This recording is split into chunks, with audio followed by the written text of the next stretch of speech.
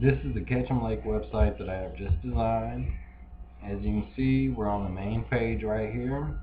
We have our last stock date. This will come from a database. When the page is loaded, it'll automatically pull it, whatever the date is we specify in the control panel. It will be displayed right here. Any announcements will be right here. Address will always stay the same.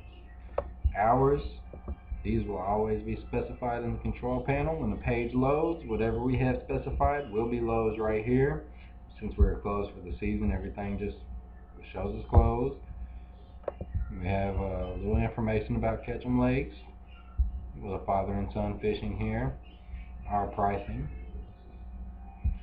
Right here we have a Facebook follow link, which will let any visitor to the page automatically follow us on Facebook. Anytime you have a mouse over on any of the menu items, it will get darker like that, so the user knows that they are over a menu button. The bait shop tab brings us to this page. Once we get the new bait shop up and running, we can get a picture of that, and that'll be right here where it says new bait shop placeholder. And below we see the prices for everything. Everything in this table, it can be specified in the control panel.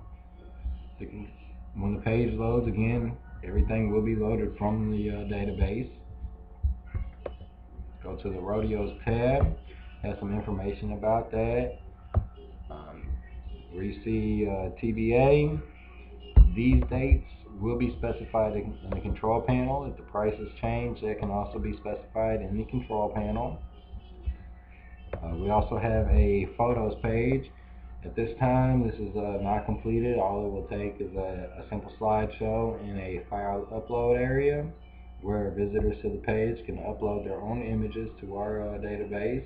Before the images are put into the slideshow, they must be approved first. That just guarantees that anything that a user uploads is not inappropriate. Here we have a contact page. This is pretty similar to the one we had before. As you see, we have our address and phone number, your email address, and a form for a visitor to fill out. I'm going to go ahead and do a sample here. There is error handling and everything here.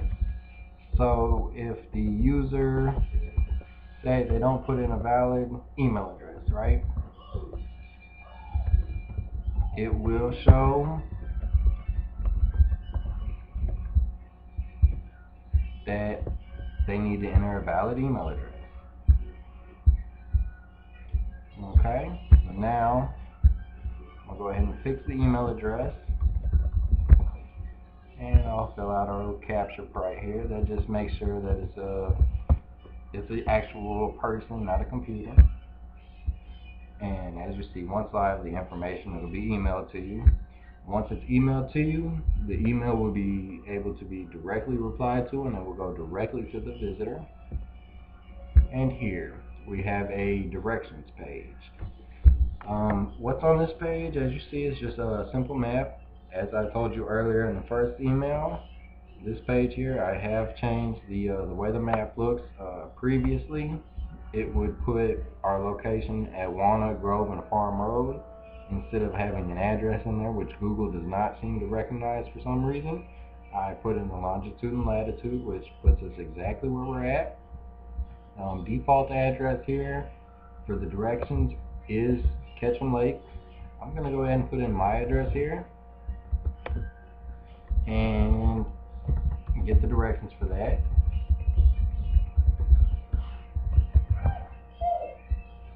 I already have pop-ups enabled from this site, so that's going to take me straight to where we need to be. And as you see, it has loaded here. We have a print button up here at the top right, which will allow the visitor to print out the directions to us. The directions are pretty accurate.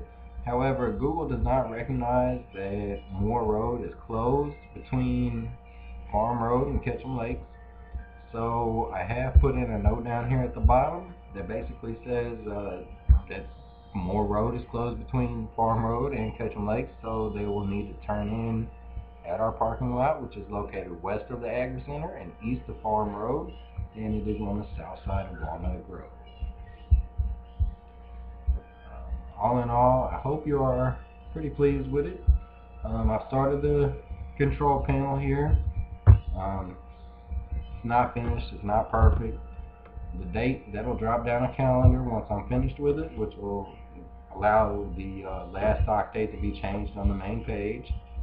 If we want to change the announcement, that'll again, we can type in whatever we want, and once we click off of it, it will update the announcement, hours of operation. I plan on putting that below the announcements.